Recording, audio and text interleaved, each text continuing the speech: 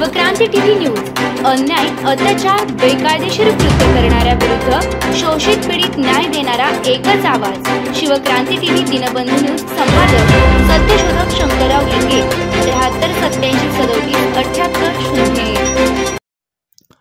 ओबीसींच्या ऐतिहासिक व सांस्कृतिक विश्वासघाताची परंपरा असलेल्या भाजपच्या या जुमल्यावर विश्वास कसा ठेवायचा, प्राध्यापक श्रावण देवरे यांचा सवाल।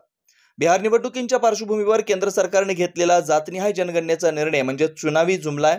हा निर्णय काँग्रेसच्या दबावाखाली घेतला नसून केवळ नितीश कुमारांच्या सांगण्यावरून घेतलाय। जोपर्यंत काँग्रेस किंवा भाजप केंद्रात सत्तेत राहतील तोपर्यंत जातीअंतासाठी जातनिहाय जनगणना होणं शक्य नाही।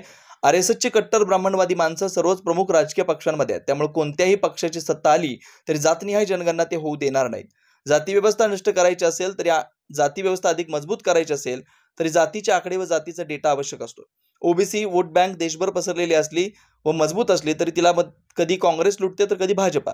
ओबीसींचा एकही राजकीय पक्ष अखिल भारतीय नसल्यानं काँग्रेस भाजप सारख्या पक्षांची जुमलेबाजी यशस्वी होते।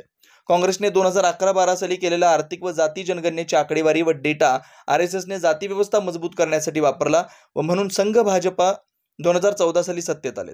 आता 2025-26 साली भाजप सरकारने जर जातनिहाय जनगणना झाली तर तिची आकडेवारी व डेटा अधिक मजबूत व अधिक कट्टर असलेली नवी जाती व्यवस्था निर्माण करण्याचा ठीच वापरली जाईल। शिवक्रांती टीव्ही दिनबंधू न्यूज संपादक सत्यशोधक शंकरराव लिंगे 73 87 37 78 01।